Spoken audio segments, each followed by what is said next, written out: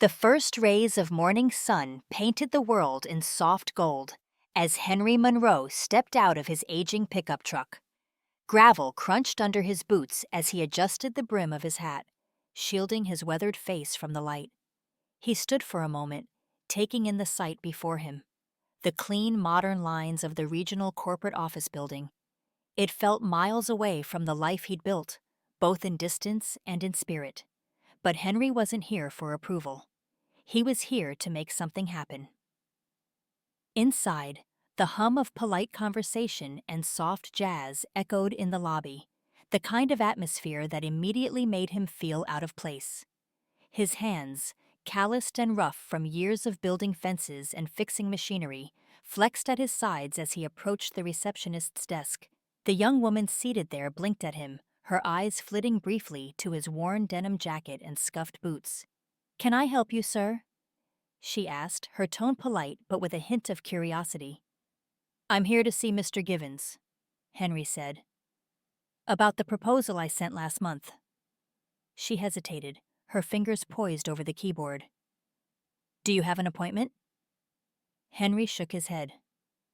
"No, ma'am, but if you tell him Henry Monroe's here, I think he'll want to see me." Her lips pressed into a thin line, but she picked up the phone. Henry couldn't hear her words, only the faint buzz of her voice. After a moment, she hung up and gave him a tight smile. "Take the elevator to the 5th floor. He'll meet you there." Henry tipped his hat in thanks and headed for the elevator, his boots echoing against the polished floor. His heart beat a little faster as he rode up. He wasn't a man who rattled easily, but this wasn't his world. His was a world of dirt and open skies, of hands-on problem-solving, not polished presentations.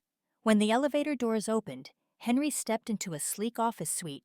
A man in a tailored suit stood waiting, his polished shoes and neatly combed hair a stark contrast to Henry's rough edges. "Mr. Monroe," the man said, extending a hand. "I'm Martin Givens. I appreciate you coming all this way." Henry shook his hand firmly, his grip steady. "Thanks for seeing me."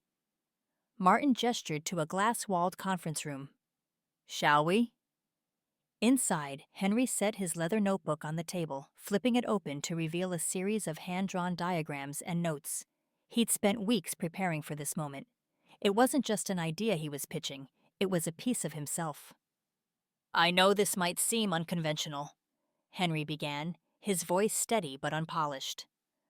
"But I believe what I'm proposing could change the way you think about distribution in rural areas." As he spoke, his hands moved over the diagrams, explaining his vision with a mixture of determination and practicality.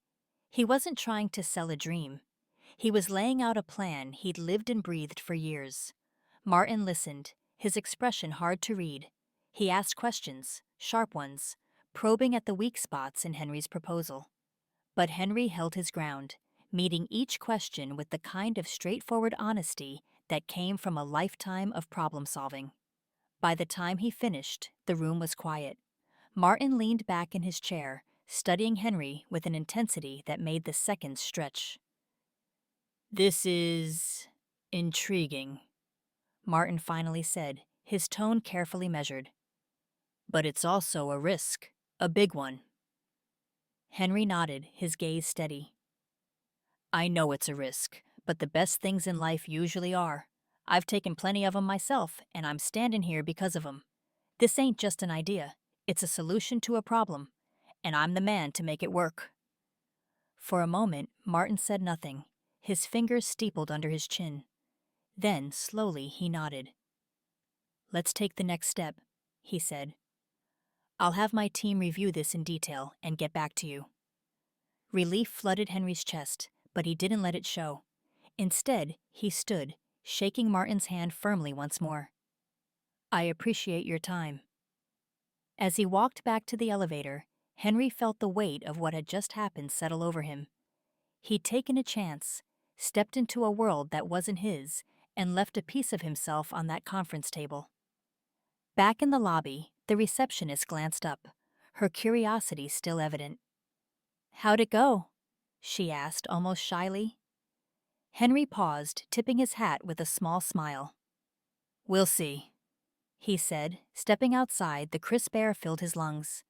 The world felt a little brighter, a little fuller with possibility. It wasn't just about what he'd started here today. It was about what could come next. Not just for him, but for the people who'd always believed in him, even when the odds seemed stacked too high. With the sound of gravel crunching under his boots once more, Henry climbed into his truck, his mind already racing ahead. This was only the beginning.